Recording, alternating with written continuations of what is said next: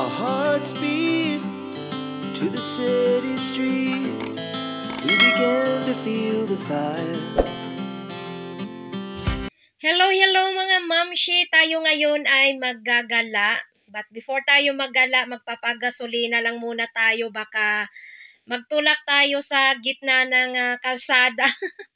So, hindi masyadong busy si Dodong today mga mamshi. Kaya inaya ko siya na maggala naman kami dahil bihira lang din naman kami magagala. Siyempre, inuuna niya yung kanyang pag-aararo. Kasi mas importante yun kaysa sa paggagala. Yung paggagala, pag may time lang, na katulad niyan, pag hindi masyadong busy sa work, so paminsan-minsan isisingit yung paggagala, ika nga family day. Kaya ayan. So, pupunta lang naman kami sa mall, mga mamshi, at tayo doon ay magpa-charot-charot. So, ayan mga mamshi, let's go!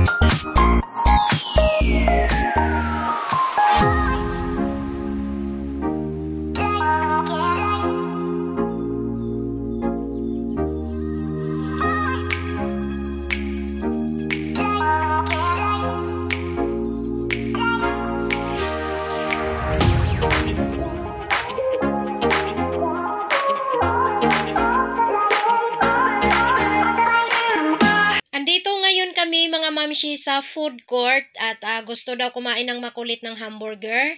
At syempre hindi naman pwedeng siya lang ang kakain. Kami din syempre. So ayan ang order ng makulit yung hamburger. And then yung sa akin is yung tinatawag nila na dorom. So masarap yan siya mga mamshi. Chicken ang loob. But para siyang di ko alam kung basta masarap siya. And then si Dodong, ang kanyang order is pang pang dalawahang tao kasi diet siya. Charis.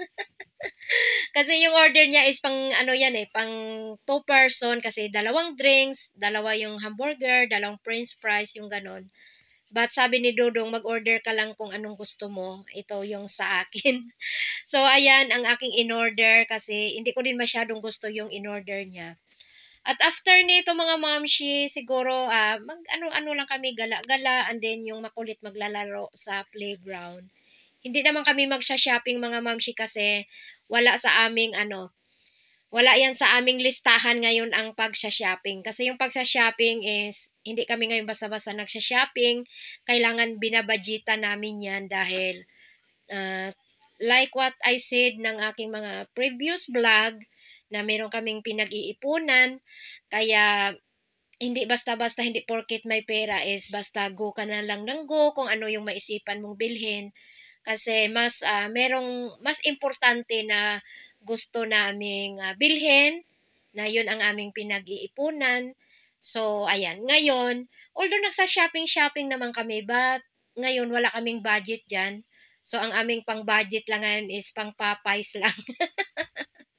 Kasi hindi naman porket may pera or bagong sahod si Mister, hala sige, bira tayo ng paggagastos. So, hindi kami ganon, lalo na ngayon na, yun na nga, meron kaming pinag-iipunan. So, ayan, hanggang Popeyes lang muna tayo today.